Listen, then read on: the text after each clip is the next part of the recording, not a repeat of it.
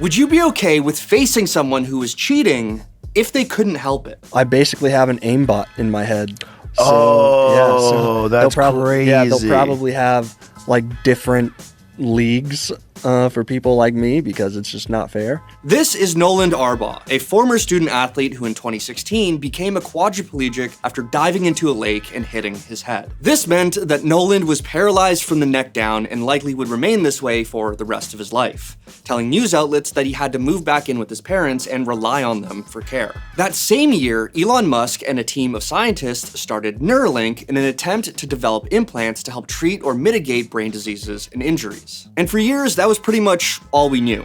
Musk had grand ideas about human advancement by directly connecting our brains to a neural network. But at this time, I think it's fair to say that people were pretty skeptical about this type of technology and Neuralink's ability to follow through on any of their many ongoing developments. But in 2020, Musk did this sort of State of the Union where he announced a lot of the progress that they were making towards brain implants, and that they received approval from the FDA to create a device for human testing. However, in 2022, despite Neuralink showing off a monkey being able to play Pong, they were denied clinical trials by the FDA over, quote, safety concerns. Like, what if the battery explodes? What if the implant starts to migrate to other parts of the brain where it shouldn't be, and can this thing even be removed if necessary? All valid concerns, especially considering that many of the original founders had left the company and they were facing backlash for, harming and killing a bunch of monkeys during experimentation. However, despite all this, in 2023, Neuralink announced that they had now been accepted by the FDA for human clinical trials. So clearly the FDA saw something of value in what they were doing, despite the public opinion being mixed. But Nolan Arbaugh wasn't as skeptical, mostly because he didn't know what the hell Neuralink even was. One day, one of my buddies from college called me up.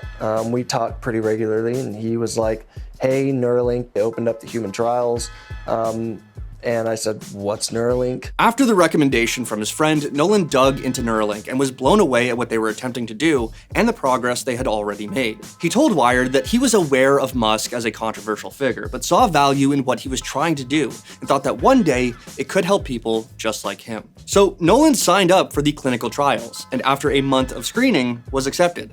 And this January, he became the first human ever to receive an implant. Once again, at this point, one of the main purposes of Neuralink's product was to allow users to connect to computers hands-free, using them with only brainpower. And a few months after his initial surgery, Nolan and the Neuralink team took to a stage to show off his progress, including him controlling a computer cursor with just his brain and even playing Mario Kart. Not just steering left and right, not just accelerating and braking, but nailing someone with a shell. No pun intended, but this was all pretty mind-blowing. I mean, all we got previously was promises from Musk and a monkey playing Pong that, well, could very well be dead now. But now, Nolan was given some of his autonomy back. Not only being able to use computer devices, which I shouldn't need to explain how important that is in today's world, but also being able to play video games again. And a little over a month ago, Nolan was invited onto the Joe Rogan podcast where he emphasized just how amazing it was for him to be able to enjoy gaming again. I mean, I grew up being a gamer. I grew up in kind of this age, so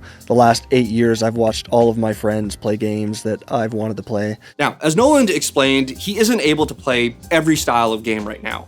The implant still has a ways to go, but he believes very strongly that soon, nothing will be out of the question. But this is when he brought up another topic, one that oddly involves competitive integrity. You see, since Nolan only needs to think about something in order to do it in a video game, he believes that once his implant is perfected, his ability to aim and hit targets will be akin to him using cheats. If you think about moving your hand, the signal is basically already being sent before you move your hand. Like your mind is saying, okay, he's about to move his hand basically. So the signal needs to be sent all the way down and back up in order for you to move your hand. So the speed that all of that happens, and it's almost a little preemptive. I saw that with the Neuralink, where it was moving the cursor before I was actually moving my hand. Say. Wow. So with video games, stuff like that, you just need to think for it to move somewhere, and it is that accurate, and it's quicker than you can even think. So there's no way it's gonna, like, no one else is gonna be able to keep up with it. Take that in. Nolan himself thinks that he has an unfair advantage in video games now that no physical inputs are required, and all of it is just brainpower. As the conversation continued, Nolan joked about joining tournaments without telling anyone to see how much better he could be against a person using traditional mouse and keyboard or controller. But this is when Nolan suggested that eventually TOs might have to start creating separate categories at events for people with devices such as Neuralink. Could this actually be a reality one day?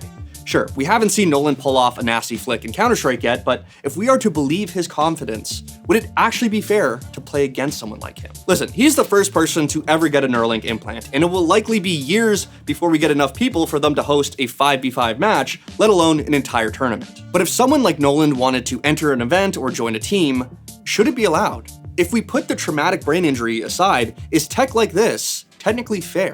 A lot of this reminds me of streamer Perry Carial. She's attempting to develop an EEG controller that uses brainwaves to map out controller inputs. But aside from beating bosses in Elden Ring, she has gotten it to work in first-person shooters. There's still a ways to go, but one day it could be an alternative to traditional mouse and keyboards or controllers. There have already been a lot of discussions about peripherals that provide advantages. There was that MSI monitor shown off at EDC that used AI to give players additional information, and people called that a step too far. And even more recently, we saw Razer's SnapTap, which allows for perfect strafing, to eliminate the human error that often separates good players from great ones. Don't get me wrong, tech like this is massive. It is so important for the future of gaming and, more importantly, accessibility for those who would otherwise be unable to play certain games. But eventually, we will have to have a conversation about whether or not these things are fair, whether or not we should allow people who don't need them to use them, and so on. And although this may feel like some far-off fantasy, just think about what we've seen in the last half year alone. I think it could be closer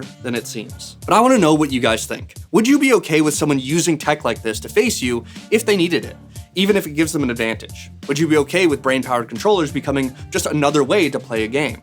Where do you draw the line? For now, all I want to see is Nolan actually playing an FPS. And if he is that good, put him in a 1v1 aim map with Donk to see if we finally found someone who could beat him. I think it'll depend game to game, because if you think about it, there's like already multiple ways to play games. Like some games like Call of Duty have separate leagues, but other leagues like Apex, they're already integrated. So maybe more traditional, like fundamental games like Counter-Strike, they're gonna be like, has to be played on mouse and keyboard. Even if you wanted to play at a disadvantage with this, that, and the other, like no. But I think one day in the future, like it'll be integrated.